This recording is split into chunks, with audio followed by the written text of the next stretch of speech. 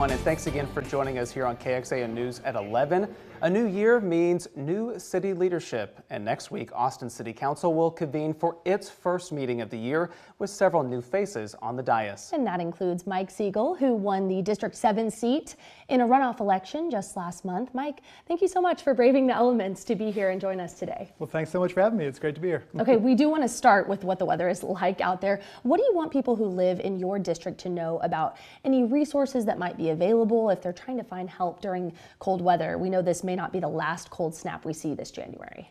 Well, the city is doing great work right now to respond to this crisis. You know, we've been learning year after year with this extreme weather, and I feel like between Austin Energy, Austin Water is repairing a broken water line on Koenig and Burnett Road. You know, there's a lot of folks out there making sure that we're safe. But in terms of any questions, you can call 311 if you need help, and I think the city will be there. Always a good reminder for people out there too. So we heard from Austin Energy today that they are not having many power outages, but of course when winter weather like this hits, that is top of mind for a lot of people, especially what's happened in years past. Now, when you were running for this seat in District 7, you said that two of your main focuses are ensuring we have sufficient power supply and perhaps focusing more on renewable power. What would you like to see changed to be able to achieve both of those things? Well, you know, I'm really honored. I've been appointed as vice chair of the Austin Energy Oversight Committee, so this is going to be a big focus for me. And it's kind of short-term, long-term. Short-term, we have to keep the lights on, right? And no matter how we do that, people need to be able to rely on heat, electricity, and that's what we're working with Austin Energy on. In terms of the Texas legislature, they're going to be meeting to talk about some of these issues, and we want to make sure they continue to invest in grid resilience. But Austin is really, you know, we're an environmental town. We're a sustainable town. And so we want to make sure we're transitioning out of the coal plant that we own out in Fayette County, moving away from natural gas and fossil fuel generation, investing in utility scale battery storage and other renewable technology that will keep the lights on but also protect the environment.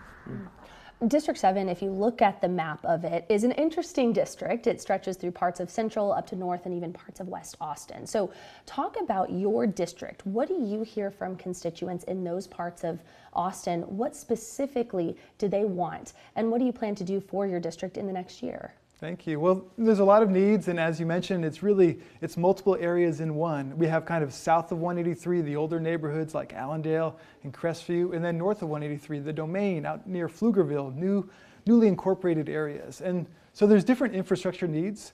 I think in the new parts of town, we want to make sure we have the same amenities that the rest of the city has, you know, parks, pools, libraries.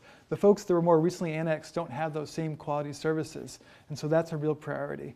But further south in the older neighborhoods, it's about making sure we can handle growth. You know, as we become a denser city, make sure we have, for example, good drainage, good walkability, safe crossings across these busy streets.